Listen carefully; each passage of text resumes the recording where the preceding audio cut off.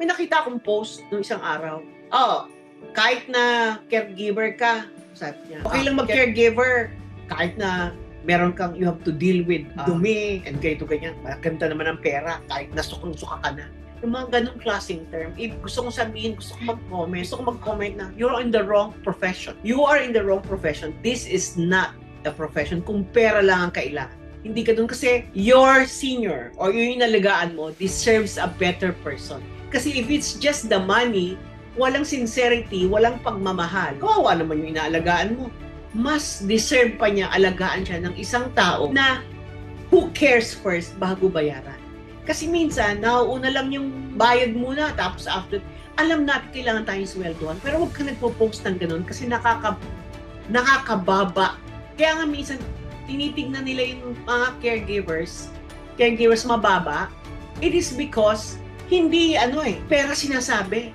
Ang pera pwedeng kitain ng lahat ng profesyon, pero kaya nila yung ginagawa mo. I would like to tell people na do not post something like that. Do not post. So, holiday trip, pang-holiday tip na bibigay ko sa mga caregivers, hindi kinakailangan maging perfect na caregiver itong holidays. Just maghanda lang. Hindi kailangang magbongga kapag nag-celebrate tayo. Tingnan natin yung matanda. At the same time, hindi kailangan na ikaw lahat. Hindi kailangan lahat. Kaya kung kalma ka, mas kakalma sila. Take breaks. Also, yun sinabi ko kanina, pumunta kayo sa huminga. As in, huminga ka. Go out. Uminom ng tubig. Umiyak kung kailangan. Kailangan umiyak. Gawin mo. Kasi bisa napakahirap na. Ang mas masakit dito kapag ikaw ay nalulungkot at you are seeing a lot of things na kakalungkot mo. Ang hirap-hirap. Ang hirap-hirap. Lalo na kapag ikaw ay hindi makaiyak.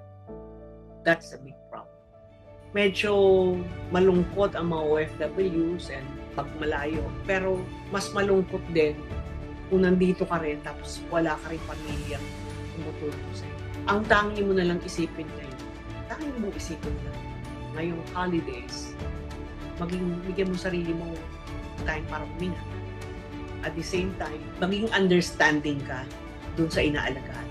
Their holidays is almost gone. Sa kanila dapat everyday is holiday. But you need to understand ano yung capacity nila. I always say, lagi kayong lumagay sa kalagayan nila. But it doesn't mean na hindi ka dapat lumagay pag holidays.